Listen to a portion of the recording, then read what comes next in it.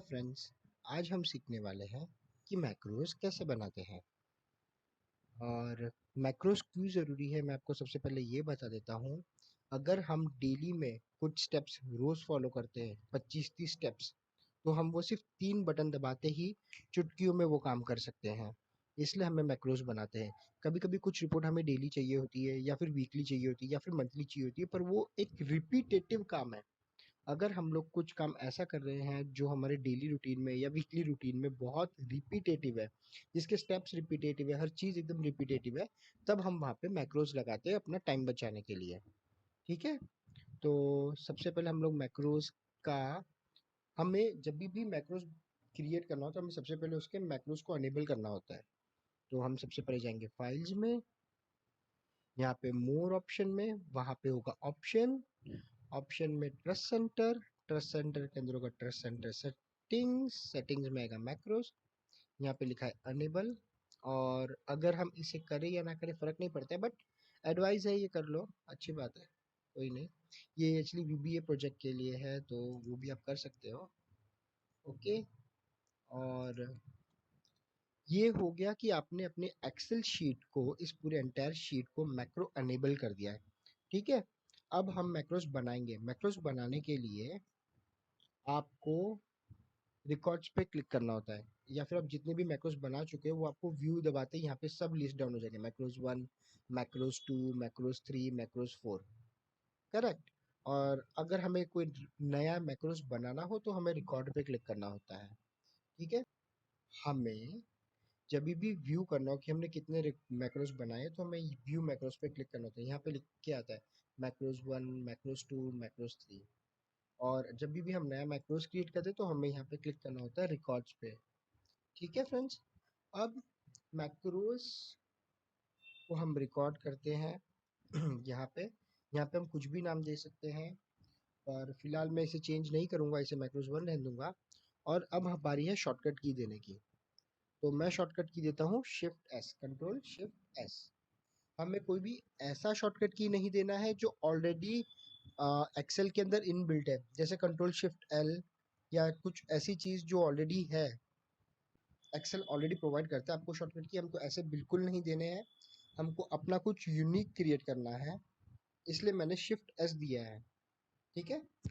फिर यहाँ पे आपको हमेशा पर्सनलाइज मैक्रो वर्कबुक ही लेना है। यहाँ पे हो सकता है आपको ये वाला ऑप्शन दिखे, दिस वर्कबुक, तो आपको उसको जा करके मैक्रोस वर्कबुक पे लेके आना है, पर्सनल मैक्रोस वर्कबुक पे। और अब बारी आती है कि हम ये मैक्रोस किसके लिए यूज करना चाहते हैं। मैं एक अकाउंट पॉइंट ऑफ व्यू से बना रहा हूँ, इसलिए मैं यहाँ पे लिखूंगा लेडजर फॉर्मेटिंग। ठीक है। अब ये मैं लेडजर फॉर्मेटिंग के लिए बना रहा हूँ। ये जो डेटा है ये एक्चुअली एक सिस्टम से डंप निकला हुआ है, एक सॉफ्टवेयर से डंप निकला हुआ है लेडजर का। ठीक है। मुझे इसको डेली फॉर्मेट में करना पड़ता है, इसलिए मैं मैक्रोस बना के रखूंगा इसका। हो सकता है कि आपको ट्रायल बैलेंस का फॉर्मेट बनाना हो, या फिर आपको बैलेंस शीट का बनाना हो, या फिर स्टॉक काउंट का हो, या फिर आपको सेल्स रिपोर्ट का हो। किसी भी चीज़ का अगर आपको एक्सेल में डेली रूटीन में काम करना है तो आप उसका मैक्रोस बना सकते हो।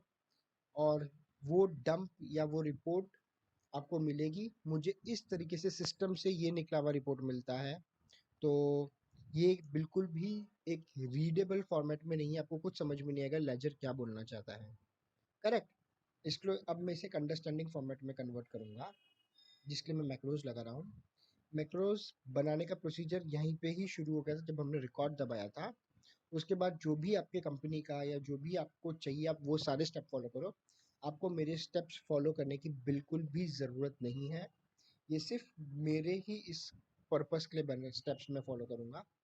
और जब आपका काम हो जाए, जब आप अपना जो भी स्टेप्स है आप उसको फॉलो खत्म कर दे तो आप स्टॉप दबा दीजिए। ठीक है। अब मैं आपको मेरे स्टेप्स फॉलो करके दिखाता हूँ।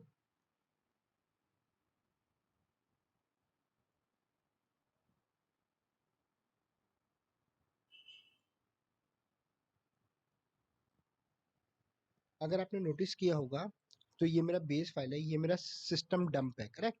मैंने इस पे कोई चेंजेस नहीं करूंगा। मैंने सिस्टम डंप के बाजू में एक शीट बनाई है इसकी डुप्लीकेट। अब मैं इसमें सब चीज़ों को चेंज करूंगा जो भी मेरी रिक्वायरमेंट है उस हिसाब से। ठीक है। आपको हमेशा नोटिस करना है कि जो मैक्रोज है ना आप उसे लास्ट शीट तक आप बनाएंगे। करेक्ट। फॉर्मूला सर आप लास्ट शीट तक लगाएंगे।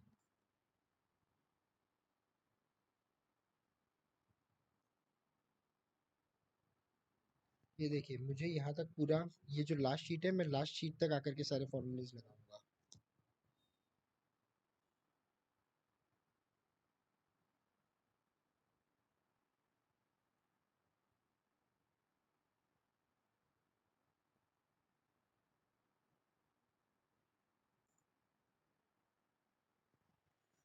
ये मेरा एक यूनिक नंबर है। ये मेरा डेट है। ये है मेरा पर्टिकुलर्स या फिर नरेशन। ये मेरा डेबिट साइड है। ये क्रेडिट साइड है। ये रनिंग बैलेंस है मेरा। और इन चीज़ों की मुझे बिल्कुल भी ज़रूरत नहीं है। अगर मैं चाहूँ तो मैं यहाँ पे नेम्स लिख करके यहाँ पे एम्प्लॉयज़ का नाम लिख सकता हूँ। ठीक है। या फिर मैं यहाँ पे स्टेट और ब्रांचेस लिख सकता हूँ। ये ब्रांच, यहाँ पे स्टेट, यहाँ पे रिमार्क वन, यहाँ पे ऑडिटर्स रिमार्क, यहाँ पे अकाउंटेंट रिमार्क। मैं कुछ भी लिख सकता हूँ यहाँ पे, क्योंकि मैं जो भी लिखूंगा वो मेरा मैक्रोज नेक्स्ट टाइम जब भी मैं वो 3 स्पेशल बटन दबाऊंगा तो ऑटोमेटिकली हर चीज़ लिख करके आ जाएगा। ठीक है। यहाँ पे मैं लिख देता हूँ अकाउंटेंट रिमार्क।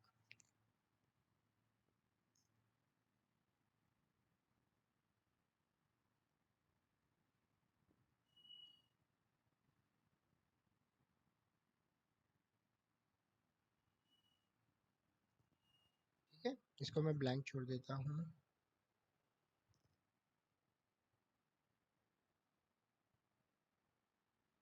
देखिए मैं फिर से नीचे तक आया हूँ, क्योंकि मैंने आपको बताया कि हर बार फॉर्मूला नीचे तक ही जाना चाहिए टिल द लास्ट कॉलम। और मैं चाहूँ तो यहाँ पे आकर के इसको स्टॉप भी कर सकता हूँ।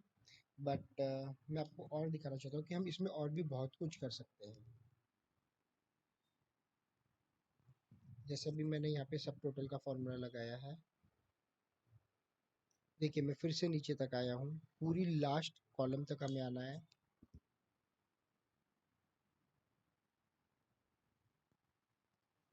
अब आप बार बार सोच रहे होगे कि हमको बार बार ये लास्ट कॉलम तक, लास्ट लास्ट लाइन तक क्यों जाना है। इसका रीजन होता है, जब भी कोई भी सिस्टम डंप देती है या जब भी आपको कोई रिपोर्ट मिलती है तो हमेशा फिक्स लाइन की नहीं होती ना कि 5 लाइन की रिपोर्ट होगी या 10 लाइन की ही रिपोर्ट होगी।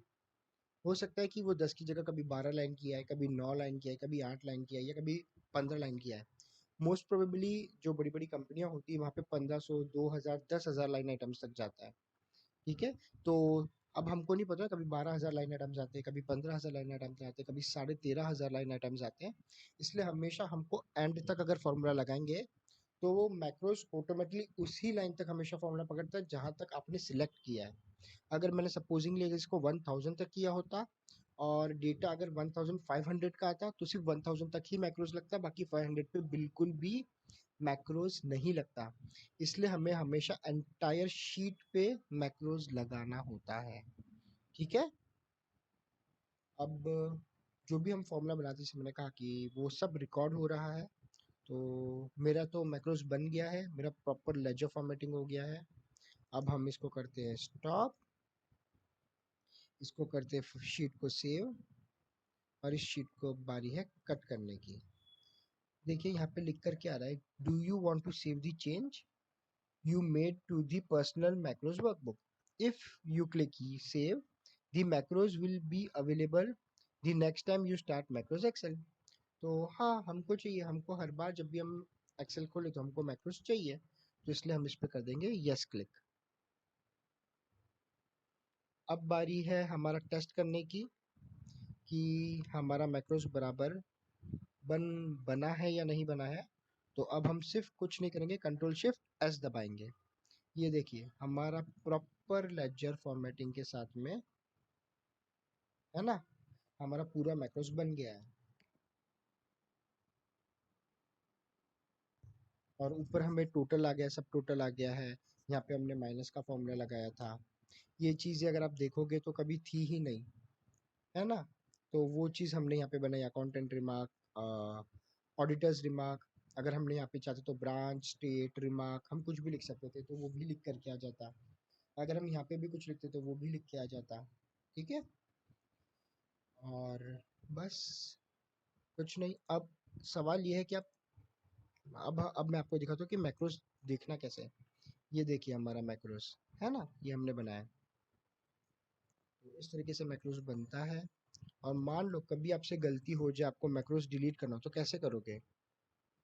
कुछ नहीं, स्टेप इन्फो में जाना है और ये सबको सिलेक्ट करके इसको डिलीट कर देना, अगर आपको कभी भी मैक्रोस डिलीट करना हो तो। इसको बस डिलीट कर देना, आपका मैक्रोस ऑटोमेटिकली डिलीट हो जाएगा। ठीक है।